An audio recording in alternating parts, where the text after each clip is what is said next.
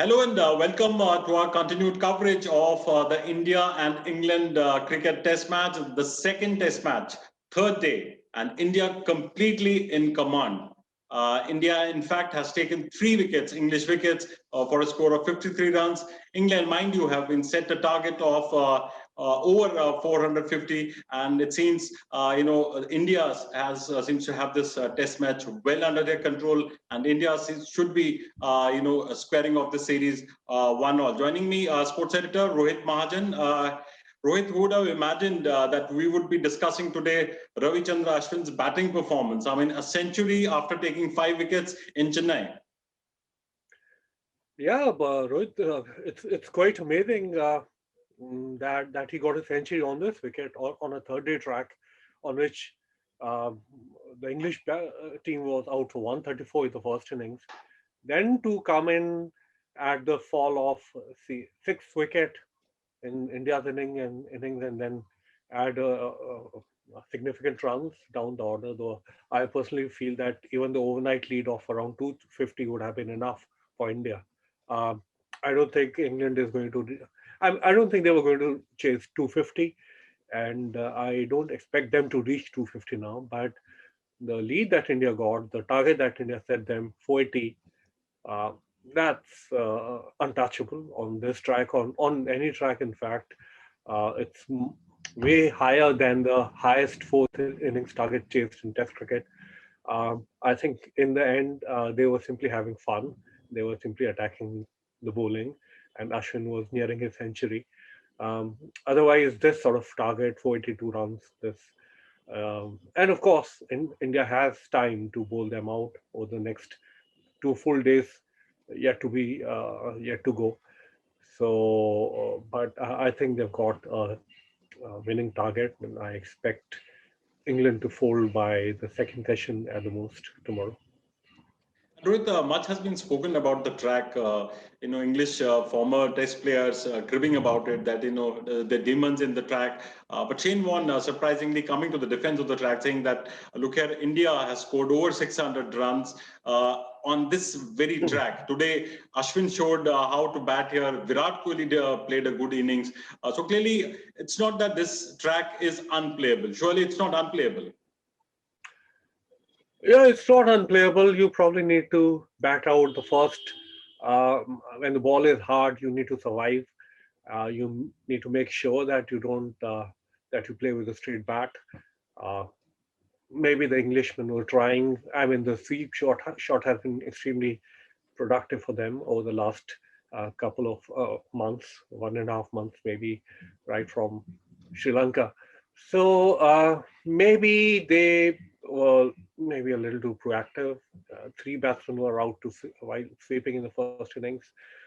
It's very important on such wickets. I mean, footwork is important on any wicket, but especially on such a wicket, you need to make sure that you reach forward and reach the ball, then try to play it. And if you get stuck on the back foot, and if a ball keeps short or bounces, then you'll be in trouble. Um, Different batsmen have different ways of playing. Some say that they try to play very late. One school of thought is that ideally, if you use your feet, you reach the ball, you attack the ball, or play defensively, you scatter the field, and then when the field is scattered, there are fewer chances of those half chances would not be caught. So that is important as well. Ashwin, he played well. I mean, he's a good batsman. He showed us in Sydney as well when he batted through the whole day, despite having a bad back. And he's got 4 centuries before this Test match, and two of them were outside India in the West Indies. So he has the ability and the temperament to bat, and he showed that on this track, difficult track, it's possible to score runs. In fact, I'm tempting to go back to Ashwin's performance. In fact, in the post-match interview which he gave to the sports channel, in fact, saying that the last time he swept like this was at the age of at the age of 19. He hasn't swept like this. He said that he's been practicing this shot, and perhaps that was the key to his success. Yeah, you know what? what happens on these tracks, as I said earlier, you need to be proactive, and he got lucky as well. He swept well. I mean, sweep shot. We've seen right from 1987 when Graham Gooch swept India out of the semi-finals of the World Cup. You were too young at the time, but that was 87. I still remember it. So sweep shot on Indian tracks is important. When Kevin Peterson also used it effectively in 2012, when he scored a magnificent 186 in Mumbai, one of the best innings I've seen um, in India, especially. So yes, sweep shot is important, and he played it well. He got a bit lucky as well. Dropped twice, once by Stokes and once by Folks. So yes, all that matters. But eventually, I think he played with a free mind. He was under no pressure. When he came in, India had a huge lead already, which probably was unsurmountable or unchaseable in the fourth innings. So he played with a free mind, no pressure at all. And also in him, has India got a perfect all-rounder for the test match, an effective spin bowler as well as a good solid batsman? Have we really got someone who can bat down the order and bat effectively? Well, I mean, it's not that we've got him now. Hmm. I think he got his first century in nearly 10 years ago. Right. Um, so his talent with the bat has never been in doubt. Um, what probably has happened over the last few years is that he probably began to focus more on his bowling because there had been some criticism about him, his effectiveness or the lack of it outside India. Maybe he began to work harder on his bowling and began to, I mean, lose sort of interest in his batting. But he always had the talent and he has the ability to be a extremely good number seven batsman for India.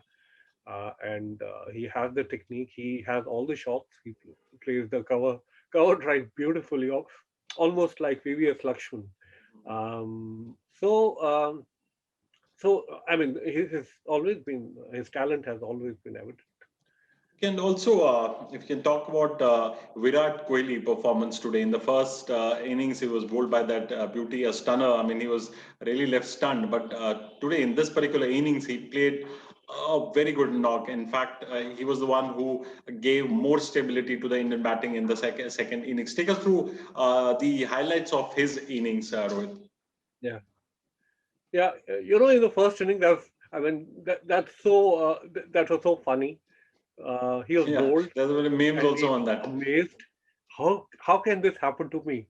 Yeah. That reminded me of an anecdote about W.G. Grace, Hmm. who was bowled and he calmly picked up the stump, the bails, and put them back on the stumps and said, "Well, the people have come to watch me." So that sort of Kohli's reaction reminded me of that. Well, people have come to watch me. How can I be out in this manner without scoring? And it it took the third umpire to, to sort of put out on the board that, well, he's out, he's bowled. So I think he was confused whether the ball hit the stumps after hitting the gloves of the keeper, but it People, still yeah. was funny. In Yeah. this innings, I think he was in complete control. He's a master batsman. Yeah. I mean, he's mentally so strong. After that wild drive, maybe that, I mean, in retrospect, that drive against Moeen Ali in the first innings of a ball so far away from his body and the ball turned viciously. Um, yeah, so maybe he decided that he was not going to go for those expansive cover drives, which he hits beautifully. So he probably decided that, and his footwork was extremely decisive. When the ball was slightly short, he was decisive and going back to the back foot and square cutting or square driving. And when it was pitched up, he was again decisive. So I think that it was a masterly knock. I think it was again a lesson on how to play on such a wicket. Again, Joe Root is again such a master. Uh, he got the best of conditions in the first test match. Uh, and India failed in the first innings in the first test match. Joe Root showed that he's a master batsman in all conditions. Kohli is similar. Kohli today showed that in the third innings of a match on a third day, on a wicket which began to turn square right from day one, he can put up this kind of performance. So all credit to him. And also tomorrow, do you think that the match will be wrapped up within 4 days? It seems in all probably 3 wickets down, though Joe Root is still there. I mean, he's going to play the innings of his life to save England. Yeah, But yeah, probably the will be wrapped up tomorrow only. yeah, yeah. Innings of his life to not save England. He would have to win it for England. I That's mean, right. you cannot survive defensively for 2 days. If he survives for 2 days, he'll definitely get take England to 482. That's I think almost like a miracle on any wicket, especially on this wicket. So I expect the match to end tomorrow. Root was a bit lucky today that he managed to survive that appeal against Akshar Patel. Um, maybe if the umpire had believed that they were not appealing for caught behind, maybe he would have given him out. I don't Right. know, but that was very close, and I think his body language, Root's body language, and his wry smile suggested that he knew that he got lucky there. But it's just part of the game. It happens. Thank you so much, Rohit. Now, fourth day, that's when we'll have to see whether India wraps up this match and goes 1-all in this all-important World Championship, Test Championship. India is down 1-0, mind you. They've lost the first test at the same venue. Now, hoping that they will wrap up the match tomorrow to be 1-all and be back in this test match. We'll provide you all the details on this test match. You can log on to our website, tribuneindia.com, and also on our other social media platforms like Twitter, Facebook, and Instagram. Meanwhile, thanks for watching.